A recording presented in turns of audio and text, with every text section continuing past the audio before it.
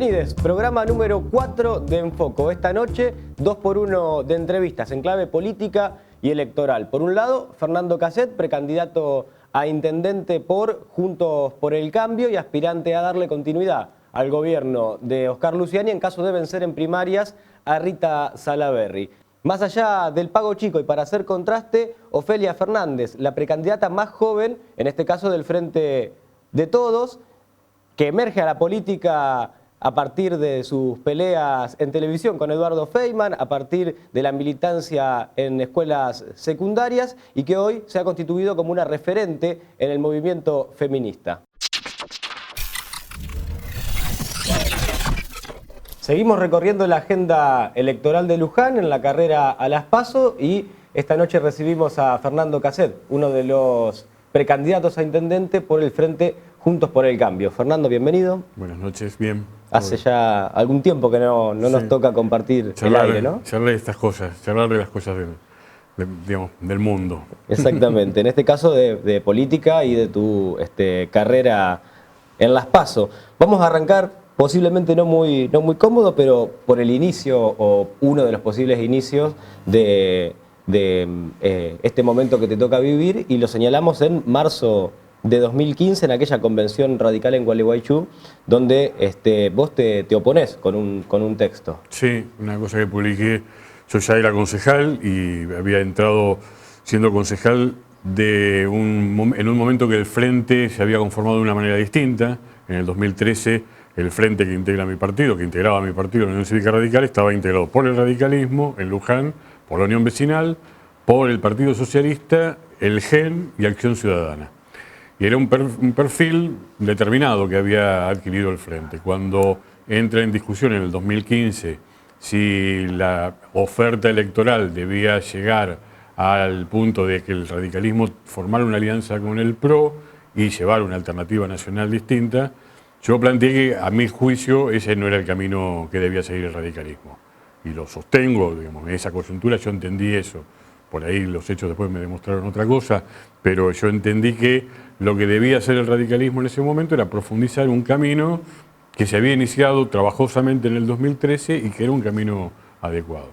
En ese momento vos señalabas, me opongo a que mi partido forme una alianza con la derecha conservadora. Ideológicamente, después, esto fue en el 2015, sí. Ideológicamente, con el recorrido que tiene Cambiemos, ¿cómo podés caracterizar lo que es Cambiemos justamente en el marco nacional, provincial, pero también en Luján? Sí, lo entiendo, sobre todo en el marco nacional, lo entiendo, digamos, como una opción frente a un modelo distinto que estaba gobernando el país y que necesitaba el recambio y por lo menos plantear la alternativa, la alternancia, y que no siguiéramos avanzando hacia un modelo de partido único que me parece que podía haber desvirtuado el funcionamiento democrático en la Argentina. En la provincia de Buenos Aires me parece que el gobierno ha tenido, más allá de la tradición de la que vienen los integrantes de la gestión, ha tenido una gestión más comprometida con intereses más sociales de lo que podrían la propia historia demostrar. Y en el gobierno de Luján, en cambio, nosotros creo que hemos trabajado mucho más localizando y centrando nuestras políticas y la discusión y las acciones pensadas más en términos locales. De hecho, hemos persistido y estamos sobreviviendo desde hace 8 años en un frente electoral, un frente de gestión y un frente de gestión también legislativa, que ha ido bajo distintas modalidades, pero que mantiene un núcleo duro de coincidencias pensando en políticas públicas para Luján. Sí, sin embargo, ahora sobre el final de estos 8 años empiezan a mostrar notables fisuras, ¿no? Sí, por un lado, 2 candidaturas, sí, que buscaron ser 3 en realidad, y después algo que a nosotros nos resulta bastante extraño, que es una forma de hacer campaña por parte de los candidatos oficialistas, en tu caso también, despegada justamente de la cabeza de ese oficialismo, que es Oscar Luciani. Sí, 2 cosas. La primera es que tenemos distintas candidaturas, porque creo que tenemos distintos modos de entender cuál es el compromiso que debemos asumir de cara a una nueva gestión a partir del 10 de diciembre. Y el despegue, mira, yo tengo la tranquilidad de conciencia de que lo he hablado hasta con el propio intendente, ya desde mediados del año pasado, diciéndole que a nosotros nos parecía que él no debía ser candidato, porque de hecho él hasta último momento había dudas si podía o no ser candidato, la ley le permitía ser candidato, nosotros siempre entendimos que él no debía ser nuevamente candidato, que el Frente debía generar una alternativa capaz de mostrarse distinta a lo que había pasado en estos años, dentro del propio frente, sin perder toda la construcción que se hizo en estos 8 años, pero que el propio frente, incluso desde el radicalismo, nos hemos sentido siempre habilitados, competentes, con potencia, con posibilidades y con vocación de mostrar una alternativa. Y eso es lo que hemos hecho. A ver, yo se lo he dicho al intendente, si aún el intendente hubiese decidido ser candidato en esta interna, nosotros lo hubiésemos enfrentado igual, porque creemos que en esta etapa tenemos las capacidades para hacer las cosas distintas que hacen falta hacer. Pero reconoces que tiene sus fisuras el Frente Cambiemos Hoy que quizás no se veían hace 2 o 3 años. Claro, vamos a estar atravesando un proceso interno que no hemos tenido. Nosotros siempre hemos llegado, salvo en el 2011, cuando se fundó, que tuvimos una controversia con un sector que era un poco ajeno a nosotros, que era el sector de Narváez, pero en el 13, 2015, 2017 siempre hemos conformado una lista única. Ahora vamos a estar viviendo una coyuntura particular, nunca nos había pasado esto.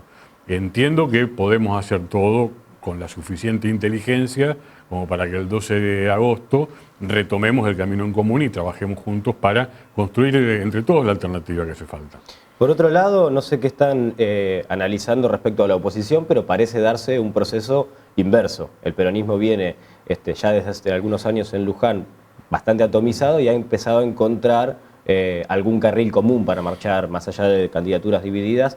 Bueno, han tenido sus acuerdos en la sede del PJ, han logrado integrar espacios no peronistas y marchan en un proceso de unidad quizá en paralelo a lo que se está dando en Cambiemos, ¿no? Sí, no soy en general, salvo en la intimidad, no soy de hacer análisis de lo que viven los demás partidos políticos, de los procesos que atraviesan los demás partidos políticos. Me parece a mí que la cosa no es ni tan para un lado ni tan para el otro. Ni nosotros tenemos tantas rupturas, tantas grietas internas. Me parece que es nada más que atravesar un proceso electoral y que esto pasa el 12 de agosto y ya estamos de nuevo todos en camino. Ni me parece que los esfuerzos que uno ha leído que han hecho desde el justicialismo, desde el peronismo, para unificar posiciones, me parece que hayan logrado tantos resultados. Me parece, pero es una opinión nomás. Me parece que siguen coexistiendo algunas contradicciones entre ellos que me parece que en algún momento van a emerger. Pero es una opinión, digamos, y la verdad que no debería haberla ni siquiera dicho. Claro, igualmente, bueno, por ejemplo, ahí en la última, una de las últimas notas que das al civismo, elegís meterte un poco en esa interna y señalar, lo que yo entiendo es señalás quién te gustaría que fuera tu rival después de las PASO, porque decís, somos totalmente distintos a lo que encarna Miguel Prince. Sí, a ver, somos muy distintos a lo que está enfrente, claramente. A ver, y me parece que la figura de Miguel Prince es medio paradigmática en cuanto a lo que representa lo que está enfrente de nosotros. No quiero... es más, a nosotros nos ha pasado en algunos procesos electorales, en los procesos que teníamos lista única, que algunos votantes nuestros nos decían, queremos elegir el candidato que más nos conviene enfrente. ¿A quién votamos enfrente? Yo, no, ustedes tienen que votarnos a nosotros, porque nosotros tenemos que salir fortalecidos. Ahora, por supuesto, esa discusión no está, pero me parece que es un error elegir rival. Yo lo dije en términos de decir, bueno, me parece que si hay alguien que representa o que uno pudiera identificar como una cara visible de lo que está enfrente, es Miguel Prince, pero bueno, Miguel Prince nada más como un símbolo, nada más. Claro.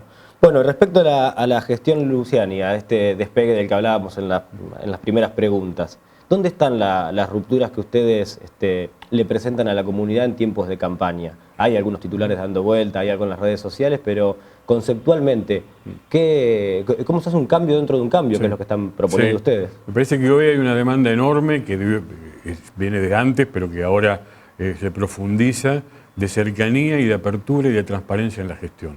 De transparencia no en el sentido de pensar, pues lo hemos hablado alguna vez, no en el sentido de pensar que hay algo turbio detrás, pero sí que no hay un velo descubierto como para que pueda verse todo. Luján, creo que ustedes lo han publicado, Luján está entre los peores ranqueados en la provincia de Buenos Aires en cuanto a la divulgación de datos que debieran ser públicos. Y me parece que hay una demanda de eso, una demanda de cercanía, de accesibilidad. El municipio no tiene todas las puertas abiertas para que el vecino pueda acceder en cuanto a un reclamo, en cuanto a una queja, en cuanto a una propuesta. El municipio tenía una oficina de atención al vecino que no funciona, que se ha desmantelado. Las delegaciones municipales, que es la cercanía concreta del Estado municipal en cada una de las comunidades, ha ido perdiendo competencias. Cada vez más un vecino que quiere hacerle un reclamo al municipio tiene que llamar a un teléfono donde no lo atienden y tiene que terminar viniendo al Palacio Municipal en el pleno centro de Luján. Claro, la pregunta obligada es qué se ha hecho en tu caso como presidente del Consejo Deliberante, pero además ocupando un rol importante en la política local. Desde adentro, ¿qué se ha hecho? Es la pregunta obligada Sí, por supuesto. a alguien que trata de marcar esas contradicciones, ¿no? Nosotros hemos hablado mucho. Nosotros hemos procurado siempre que nuestras divergencias no se hicieran públicas, de modo que poner en riesgo la perdurabilidad y la gobernabilidad por parte del Frente. Pero nosotros hemos hablado mucho y nos hemos quejado, hemos discutido mucho, hemos hecho muchos reclamos. Nosotros logramos en el Consejo, los 10 concejales del Frente ahora, antes éramos 8, con el número que tuviéramos, hemos logrado siempre un funcionamiento muy en equipo, muy integrados, con mucha discusión, pero acordando después de la discusión el eje sobre el que íbamos a trabajar. Y nunca logramos que eso se nos diera con el Ejecutivo. Nunca logramos ser convocados a algunas discusiones. Pero no obstante ello, yo tengo un diálogo permanente con el intendente, con varios de los secretarios, hemos transmitido. Lo que pasa es que los modelos de gestión, el modelo de gestión y de qué manera la gestión se planta frente al vecino y a los vecinos, es una decisión del jefe del Ejecutivo y de los secretarios que lo acompañan. Y bueno, si ellos no han interpretado que esta era una demanda y han interpretado que las demandas pasaban por otro lado, es una decisión de ellos que nosotros podemos compartir o no, quejarnos o no, pero que en definitiva es de ellos. De recorrida por distintos lugares, ¿te has encontrado con gente decepcionada con el gobierno de Cambiemos o que te haga algún reclamo en tanto tu participación dentro de esa estructura? Digo, sectores industriales, pequeños comerciantes, desempleo. Sí, el trabajador que no tiene empleo y el trabajador que teniendo empleo su salario no le resulta suficiente para tener el bienestar que merece.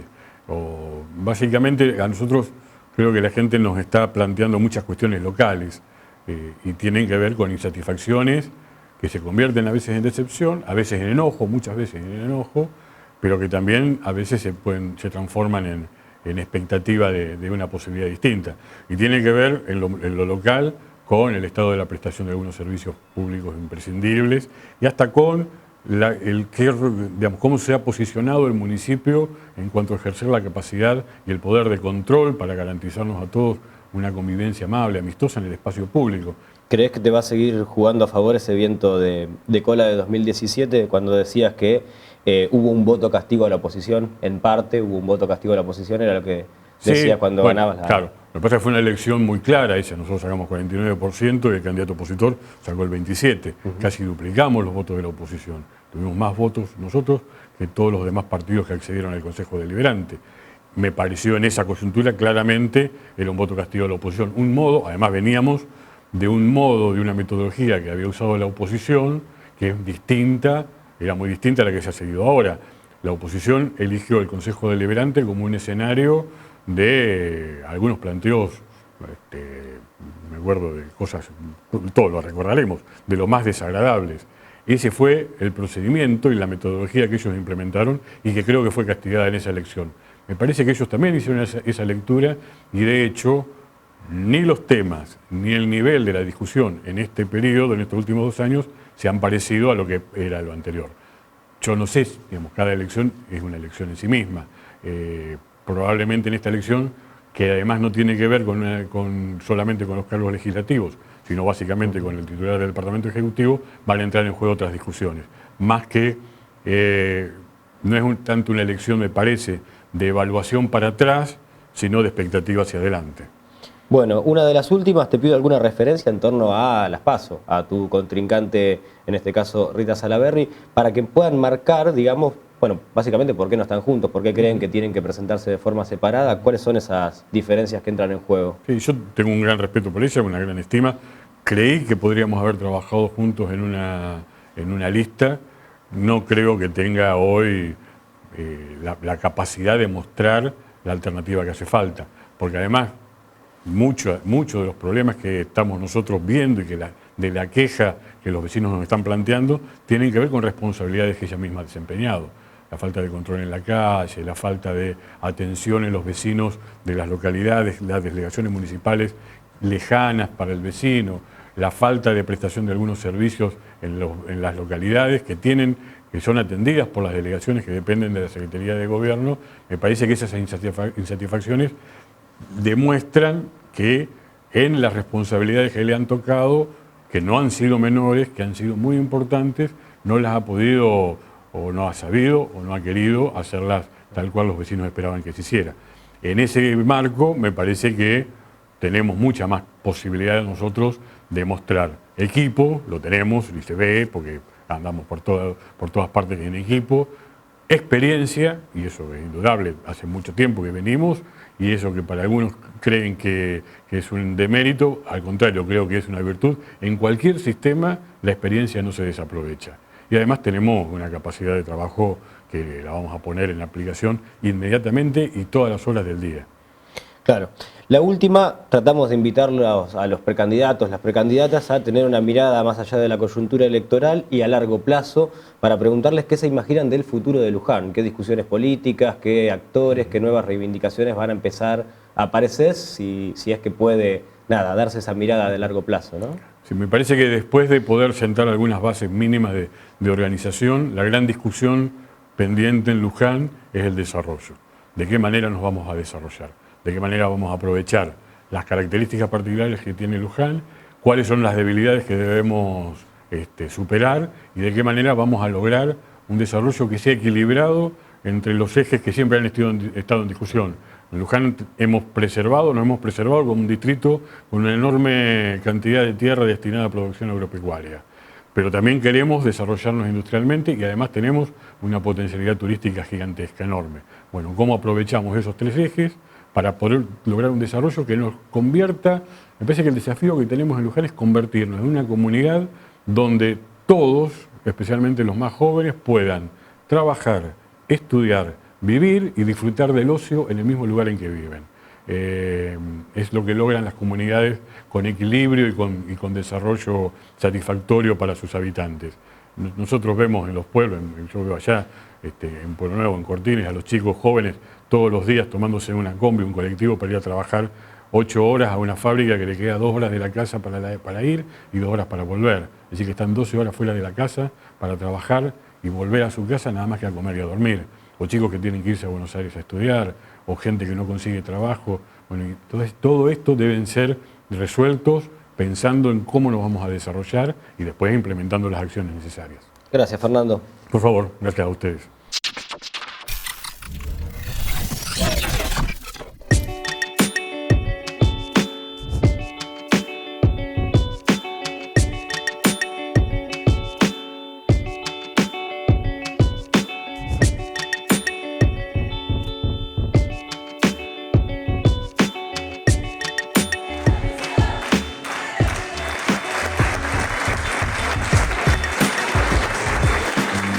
Se convirtió en una referencia para la juventud desde el Carlos Pellegrini, para las mujeres y las disidencias en la calle y la militancia. Hoy encara con 19 años una campaña para ser legisladora porteña. Bienvenida, Ofelia Fernández. Hola, ¿qué tal? Un placer.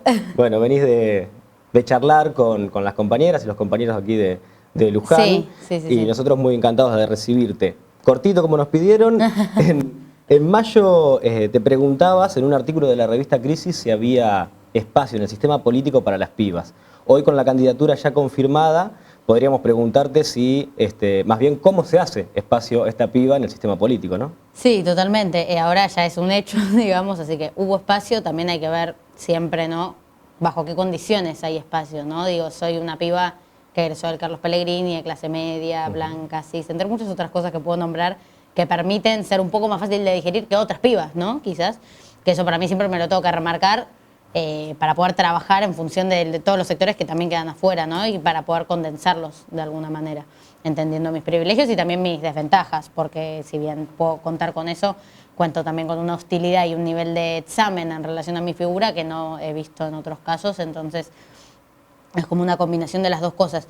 Creo que el cómo tiene que ver con poder entender de una manera superadora la fuerza del movimiento y de las nociones de las que vengo, superadora a los límites electorales de alguna manera, ¿no? Del sistema político, que tiene que ver con que construir lo que construimos, no yo sola, sino el colectivo del que vengo no es poca cosa, digo, poder pensar en 2 millones de pibas en el Congreso de la Nación, con símbolos propios, tejiendo una nueva manera de ser, de vincularse y demás, tiene que tener un valor a la hora de pensar la política, sobre todo en un año como este, en el que se define de alguna manera una gran grieta que no tiene que ver para nada con, a mi entender, con si kirchnerismo o macrismo. Claramente hay un lado que está en un lado y otro lado que está en el otro, pero la grieta en verdad es futuro o no futuro, es pueblo o es hambre, y me parece que tiene que ver con eso, y que a la hora de pensar la salida, que es claramente desafiante, tienen que estar absolutamente todos los sectores. Entonces entiendo que el espacio político fue capaz de absorber eso y ponerlo en valor.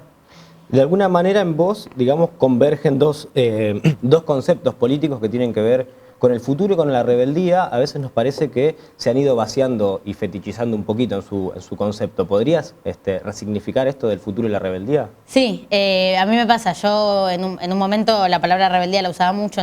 Yo para mí todo el tiempo pasaba muy lento y no hace tanto, pero el año pasado cuando empecé a tener como una visibilidad o exposición, sobre todo empecé a viajar, ¿no? Y lo más loco para mí, a hablarle a gente y que la gente vaya a escucharme, porque yo generalmente moderé charlas en mi colegio, lo que sea, y todo, como la figura del que va y habla era como para mí muy, muy desconocida. De repente que la gente vaya y me quiera escuchar y demás, no sé qué vino esto, hacer autobombo, pero no, y ahí hablaba mucho de la rebeldía, pensaba la juventud como algo esencialmente rebelde, y me pasaba que rebelde es muy rebelde güey, ¿viste? Como que a veces no suena, no suena de la manera que uno quiere. Pero creo que es fundamental pensarlo en esa clave, porque creo que en relación a mí particularmente, lo que molesta, lo que cuesta digerir, no es solo mi edad, es mi edad acompañada de esa irreverencia, ¿no? Porque el ejemplo que yo doy es, si fuese un pibe del Newman que se graduó con mejor promedio, sería, para la gente que hoy me critica, sería una maravilla que esa persona sea funcionaria pública o funcionario público. Entonces, lo que molesta en realidad es la juventud organizada, la juventud que no pide permiso y la juventud que dice las cosas que digo yo, entre muchas otras pibas y otros pibes. Entonces creo que ese es un componente que es esencial y que no hay que perderlo ni querer adaptarse, sobre todo cuando se entra a este juego que es muy particular. Yo tengo como, un pulso muy fuerte de intentar no cambiar mis maneras, mis lógicas y mis dinámicas en función de ser más fácil de procesar. Que ser difícil de procesar es la gracia del asunto. Y con el futuro sí, es algo con lo que trabajo mucho, porque me parece que es un concepto contradictorio proponernos ser el futuro sin darnos lugar en el presente, por una cuestión muy lógica, a mi entender, que es que nosotros no pueden pretender de nosotros hacernos cargo y resolver problemas que no generamos, ¿no? Cuando creo que el ejemplo más claro de todos es, este gobierno tomó deuda a 100 años, decirnos que somos el futuro, cuando vamos a tener que, en tal caso, estar pagando deuda, su deuda, durante tanto tiempo, es un poco contradictorio. O sea, creo que el lugar en el presente tiene que ver con poder hacernos cargo de verdad del futuro que se viene. Como que yo siempre planteo que son 2 opciones: o se hacen cargo de sus decisiones o nos dejan lugar ahora. No existen las 2 cosas. No nos hacemos cargo, mañana ustedes lo resuelven y hoy cállate. O sea, es una dinámica que no funciona, y creo que la juventud tiene que tener una vocación de futuro ahora mismo. Y desde un lugar de irreverencia, porque al menos yo tengo la teoría de que nadie nunca te regala nada y que entonces las cosas hay que hacerlas a las patadas, ¿no? Y sin pedir permiso, justamente. Incluso adentro de la propia organización, el propio frente en este caso. ¿Cómo es esa tensión entre cuestionarlo todo y finalmente seguir construyendo organización, no romper esos espacios, ¿no? ¿Cómo? No entiendo. Digo, ¿cómo es esto de cuestionarlo todo, de hacerse el espacio un poco a las patadas, sin romper, continuando con la organización, ¿no? Y yo creo que tiene que ver con poner en valor el recorrido y el potencial que se tiene colectivamente, y tensionar para que eso tenga que tener un lugar. Creo que entrar a las patadas tiene que ver con eso. Y yo creo que si a mí no se me hubiese dado la posibilidad, hubiese estado muy enojada en ese sentido, porque me hubiese parecido muy injusto. Yo, como expresión de algo que puede empezar a pasar más seguido, a eso me refiero, ¿no? Sobre todo, que creo que tiene que tener una entidad y tiene que ser valioso ese compromiso. Yo con esto me pongo un poco cursi a veces, pero tiene que ver con que para mí es muy fuerte que quienes hacen política laboralmente, de alguna manera, o sea, quienes se dedican a la política, no los afecte o sensibilice pensar que dejan afuera gente que está de sol a sol militando, digo, porque creo que esa es la militancia valiosa, la de esa gente que dedica su vida, en el sentido literal, a construir otro mundo, ¿no? Al que va y 2 veces al mes vota algo en relación a esa vida que buscamos, sino al que le va poniendo el cuerpo y empuja a que esas discusiones aparezcan. Y yo creo que no se termina de romper todo, sino que se genera una tensión que después, para mí, se resolvió positivamente, justamente por eso, porque creo que esta etapa, estos 4 años, fueron de mucha enseñanza en algún sentido para el campo popular. No enseñanza buena, digo, a las caricias, sino de hecho como de una manera de muchos golpes, digamos. Claro. Pero sí de enseñanza de que algo que significó un desafío para el conjunto del pueblo argentino en absolutamente todos los planos, la salida se tiene que pensar también colectivamente, porque si no, bueno, es eso, son cheques en blanco, ¿no? Vos tenés que fumarte en un proceso de ataque constante, de detrimento de la calidad de vida, de tu sueldo, de tu trabajo, entre muchas otras cosas, y después la refundación de esa miseria tiene que ser colectiva, porque desde el desconocimiento de esas causas, de esos problemas, no creo que se pueda hacer mucho. Entonces, creo que vale la pena pensar en un espacio político que pueda contenerlo, en tanto y en cuanto sepamos que el valor real y la fuerza real está allá afuera. Por último, te invito a reflexionar sobre el miedo como uno de los principales operadores políticos. Alguna vez dijiste que te daba un poco de miedo que algunas de tus declaraciones restaran o, bueno, políticamente no sumaran, y en algún momento también entendiste que no, que en realidad, bueno, naturalizar un poco quién sos, representar por ahí generacionalmente también a todo un sector era el aporte que había que hacer a la política. Y a mí me da la sensación en alguna de tus anécdotas que en algún punto el miedo cambió de bando y hoy hay algunos señores que de saco y corbata por ahí pueden llegar a sentirse incómodos con tu presencia, ¿no? Sí, hay una canción de las marchas feministas que es que el miedo arda, ¿no? De alguna manera. Yo creo que el miedo es necesario como propulsor y como motor de alguna manera, porque me parece que las situaciones, los escenarios incómodos nunca tienen soluciones cómodas, ¿no? Si no, hubiésemos conquistado mucho más de lo que tenemos. Creo que las situaciones difíciles precisan soluciones incómodas. Creo que el miedo, por algo, tiene como contraposición la valentía, ¿no? No la normalidad. Entonces eso creo que es interesante y es valioso. Y sí, y desde ya tengo algunos miedos que tengo como en el que tengo que hacer un trabajo fino, ¿no? Creo que ellos tienen ese miedo y ese temor por lo que puede significar. Repito, lo que puede pasar masivamente, porque yo sola de última no sé si voy a poder hacer tantas cosas, ¿no? Creo que a lo que le tiene miedo es a un fenómeno que arranca, ¿no? Que termina. Y que puede terminar en un montón de pibas, en un montón de lugares de poder, digamos, que para mí eso puede traer brillantes resultados, pero que esos son en detrimento para molestar algunos intereses, que son los de ellos, y en eso soy muy franca, porque pensar en la política sin molestar a nadie es no entender la política. Creo que la política se trata de molestar a alguien, el tema es a quién molestás. Estos tipos molestan, ya sabemos a quiénes, y nosotros tenemos que pensar entonces a quién vamos a molestar. Yo estoy muy orgullosa de molestar a quienes molesto, ¿no? Molestar a los Feynman, molestar a los señores de Twitter. Creo que es un buen enemigo en ese sentido, ideológicamente hablando, y solamente yo tengo el desafío de no quedar encasillada en un lugar que intentan meterme o que les es cómodo meterme, que tiene que ver con una piba, que cuando yo digo pija o no sé qué, que no me terminan encasillando en un lugar de la niña puteadora, que a mí no me queda cómodo, no porque no putee, sino porque si yo tengo que estar 20 minutos explicando por qué usar esas palabras, no me parece que sea tan grave o tal escándalo. En realidad ellos no es que mueren de intriga por saber por qué formulo así algunas expresiones, sino que quieren acortarme la posibilidad de hablar de propuestas, de ideas, de metas, de objetivos, que es en definitiva lo que yo quiero traer a colación. Entonces yo ahí tengo que ser cuidadosa de no ser lo que ellos quieren que sea, lo cual a veces es muy difícil porque, bueno, viste, las luces de estos lugares son intimidantes y a veces como que querés quedar bien para las luces y no para tus convicciones, no para tus causas. Y creo que eso es un trabajo que tiene que tener en general nuestro campo político, de poder ser cuidadosos con a quienes queremos caerles bien y que nos respeten, que para nada son los grandes señores de traje ni a los grandes reflectores. Gracias, Ofelia. Un placer. Pasó el cuarto programa de Enfoco. Recuerden que lo hacemos desde la cooperativa Ladran Sancho y que pueden sostener este tipo de iniciativas a través de los aportes que realizan suscriptores y suscriptoras ingresando a www.ladransanchoweb.com.ar, buscan Hacé tu aporte y son parte de la comunidad. Nosotros nos encontramos el próximo domingo, como siempre, a las 20.